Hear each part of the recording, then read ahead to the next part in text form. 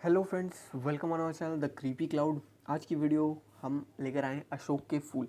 अशोक के फूल की व्याख्या काफ़ी इंपॉर्टेंट और काफ़ी बार पूछी भी गई है। जो अशोक का फूल है, डॉक्टर हजारी प्रसाद आचार्य हजारी प्रसाद द्विवेदी जी का निबंध है।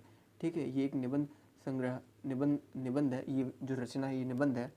इस पे आपका जो व्याख्या आती है, जो आपका आद्योपन जो आपकी एक्सप्लेन करने के लिए आता है एग्ज़ाम में 5 से 7 नंबर का, वो होता है। ये एक पैसेज है, बहुत ही काफ़ी ज़्यादा इंपॉर्टेंट, बहुत ही इंपॉर्टेंट है। 80% आप समझ लीजिए कि इसके आने की उम्मीद है, 80% ये आ सकता है। तो आपको ये याद करना है। साथ ही साथ इसके जो 2-3 और हैं वो भी आपको पढ़ लेने हैं। सिर्फ वो आपको पता होंगे कौन से, वो आप अपनी मर्जी का पढ़ सकते हैं। बाकी आप एक एक बार पूरी स्टोरी को दोहरा लीजिएगा, आपको व्याख्या करने में बहुत आसानी होगी। लेकिन मैं बता देता हूँ यहाँ पर कि व्याख्या आपको कैसी करनी है और किस तरह से आपको करना है कि ज़्यादा अच्छे नंबर मिलेंगे। ठीक है, तो पहली बात तो ये, अगर आपको ऐसी राइटिंग लिखनी है जो कैलीग्राफी राइटिंग मानी जाती है, ठीक है, तो अगर आपको ऐसी राइटिंग लिखनी है तो उसका जो लिंक है वीडियो का, वो उसमें मैंने बताया कि कैसा आपको लिखना है, हेडिंग वेडिंग डालनी है। उसका जो लिंक है वो डिस्क्रिप्शन में दिया हुआ है। आप डिस्क्रिप्शन से लिंक उसमें से वीडियो आप देख सकते हैं जाकर। तो आपको पता चल जाएगा कि आपको राइटिंग्स कैसे लिखनी है और कैसे आपको बोर्ड्स में हेडिंग्स डालनी है। ठीक है, हम स्टार्ट करते हैं यहाँ से। तो आपको याद करना है, संकेत याद करने के लिए आपको पूरा पूरा पैसेज नहीं पढ़ना है। आपको पैसेज नहीं पढ़ना है, क्योंकि देखिए भाई, जब एग्ज़ाम में पैसेज लिखा होता है ना, जब एग्ज़ाम में पैसेज लिखा होता है ना, तो हम वहाँ पर ये भूल जाते हैं कि किस चैप्टर का है, इसका राइटर कौन है। ठीक है, ये सब भूल जाते हैं। तो ये सब याद करने के लिए हमें एक बड़ी सी हेडिंग डालनी है, संकेत, फिर नंबर 1 डालना है और वहाँ पर लिखना है अशोक के फूल उठता था, अशोक के फूल डैश डैश उठता था।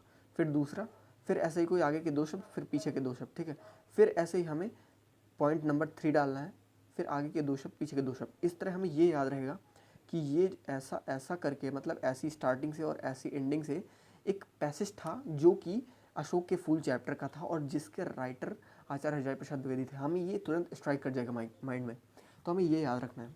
बाकी हम बात करते हैं आगे व्याख्या की। तो संदर्भ एक ऐसी चीज़ है जो बहुत ही ज़रूरी होती है व्याख्या में। अगर ये नहीं लिख रहे हो आप, ये आपका गलत है, तो टीचर पे बहुत बुरा इम्पैक्ट पड़ता है, आपका इम्पैक्ट बहुत बुरा पड़ता है।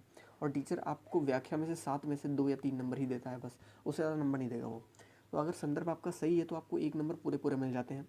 तो 1 नंबर कैसे मिलेंगे, आपको लिखना भी कैसे है कि प्रस्तुत गद्यांश आचार्य हजारी प्रसाद द्विवेदी द्वारा रचित निबंध अशोक के फूल से लिया गया है। जो चीज़ हो, जिस विधा में लिखा गया हो, जो रचना लिखी गई हो, जैसे निबंध है या फिर कोई खंड काव्य है, ऐसे कुछ लिखा गया है, तो आपको बताना है, दर्शाना है। ठीक है, वहाँ पर कि क्या है, कि वो आप बता देंगे तो टीचर को पता चलेगा कि हाँ, बच्चे को नॉलेज है। ठीक है, तो वो उस हिसाब से नंबर देगा आपको, व्याख्या में उस हिसाब से नंबर देगा। तो संदर्भ आपका क्या है कि प्रस्तुत गद्यांश आचार्य हजारी प्रसाद द्विवेदी द्वारा रचित निबंध अशोक के फूल से लिया गया है। यह निबंध हमारी पाठ्य पुस्तक गद्य गरिमा से संकलित है। बस आपको इतना लिखना है और आपके 1 नंबर पक्के, 1 नंबर पक्के। और साथ में व्याख्या की आपकी इंपॉर्टेंस बढ़ गई। फिर बात आती है सप्रसंग व्याख्या की।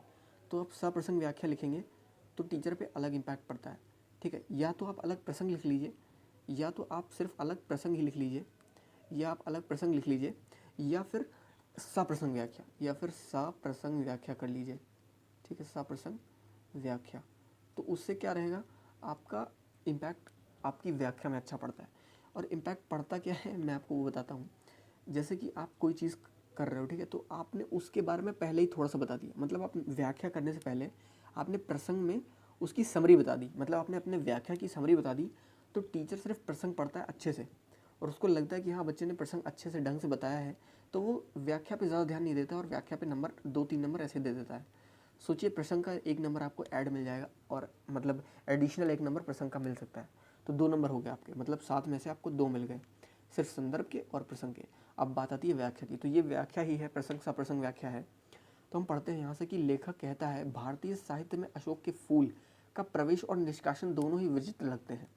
ठीक है, प्रवेश और निष्कासन का मतलब क्या है कि साहित्य में ज़रूरी नहीं है कि कोई चीज़ बहुत, मतलब कि एक उस स्टेप वाइज ही हो। अशोक के फूल का जो मतलब स्टार्टिंग है वो आपको कालिदास से मिलेगा, और इसका जो निष्कासन है, मतलब इसकी जो एंडिंग है, वो भी आपको कालिदास से ही मिलेगी। ठीक है, तो उसके आगे हम पढ़ते हैं कि क्या लिखा है कि कालिदास से पूर्व भी लोग इसे जानते रहे होंगे, किंतु पूर्ण सम्मान कालिदास के साहित्य में ही मिला है। मतलब कि कालिदास के साहित्य में अशोक के फूल को सम्मान ज़्यादा दिया गया, मतलब उनके साहित्य में उनको सम्मान ज़्यादा मिला है।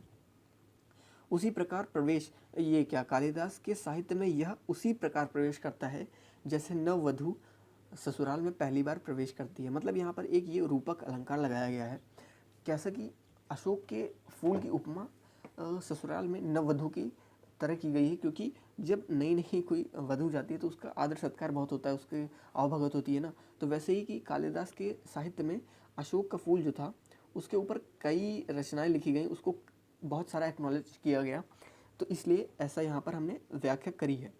फिर उसके बाद कालिदास के काव्य के नायिकाओं के चरणों का स्पर्श पाकर यह खिल उठता था। मतलब ऐसा लिखा गया है कि जो कालिदास की नायिका थी, मतलब जो कालिदास की रचनाएं हैं उसमें जो उन्होंने एक्सप्लेनेशन दिया है, जो नायिकाएं हैं, मतलब जो उसमें नायिकाओं का वर्णन किया है, ऐसा बताया गया कि अशोक का फूल उनके चरण को स्पर्श करके वो खिल उठता था, मतलब प्रफुल्लित हो जाता था। ठीक है, वे इसे आभूषण के रूप में प्रयोग करती थी। मतलब ये रूपक में बताया गया है, इसका उपमा दी गई है अशोक के फूल के लिए।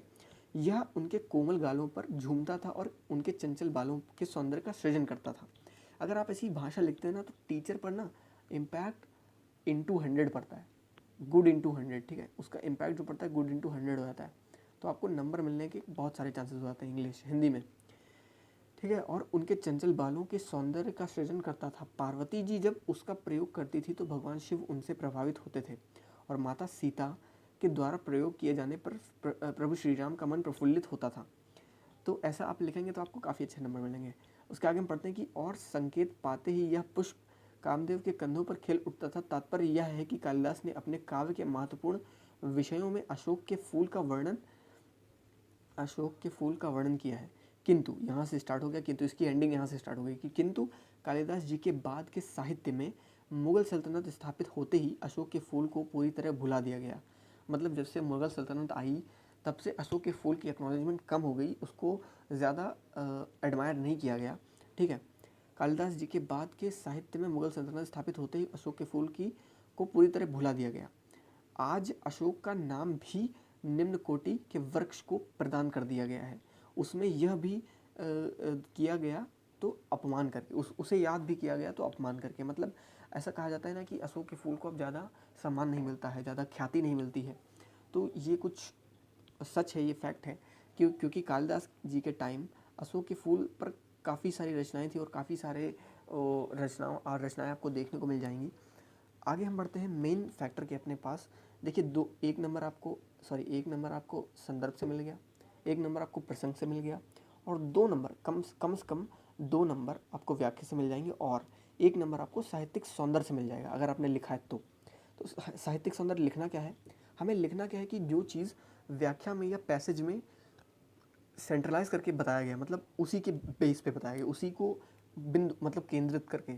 तो अशोक के फूल का इतिहास विश्लेषित किया गया, मतलब अशोक के फूल को विश्लेषण किया गया, अशोक के फूल के इतिहास का विश्लेषण किया गया है। तो हमने यही चीज़ लिख दिया यहाँ पे अशोक के फूल पे। फिर उसके बाद की बात आती है कि भाषा क्या थी, मतलब जो पैसेज था उसकी भाषा क्या थी, या जो निबंध है उसकी भाषा क्या है। तो साहित्यिक खड़ी बोली भाषा है। शैली क्या है, उपदेशात्मक, यहाँ पर उपदेश दिया गया है ना, किसी चीज़ के बारे में उपदेश दिया गया है। और यहाँ पर जो गुण है वो प्रसाद गुण है, और शब्द शक्ति जो है लक्षणा है। आप ये याद कर लीजिए, और अगर आप इसे लिख देते हैं तो मैं ये दावे के साथ कह सकता हूँ आपको कम से कम एक व्याख्या पर 5 नंबर तो मिनिमम मिलेंगे ही मिलेंगे, 7 में से 5 नंबर। और अगर 5 नंबर की है तो 4 नंबर तो पक्के हैं। लेकिन अगर 7 नंबर है तो आपको मैक्सिमम 6 मिल सकते हैं, और मिनिमम 4.5 या 5 नंबर दे सकता है आपको। तो इतने बहुत होते हैं किसी भी व्याख्या में।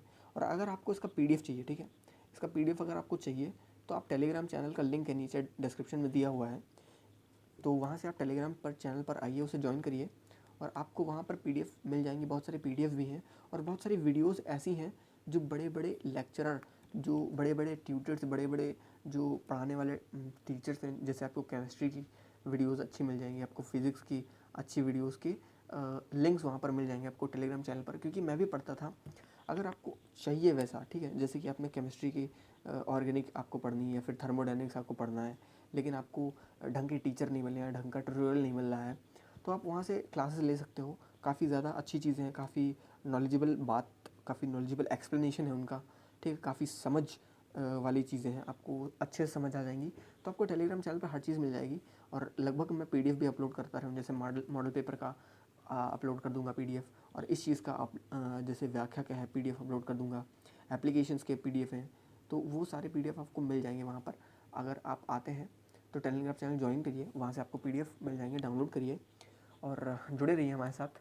बहुत बहुत धन्यवाद हमारी वीडियो को देखने के लिए। अगर आपको वीडियो पसंद आई है तो वीडियो को लाइक करिएगा, चैनल को सब्सक्राइब करिएगा और अपने फ्रेंड्स में शेयर करिएगा। बहुत बहुत धन्यवाद हमारी वीडियो को देखने के लिए।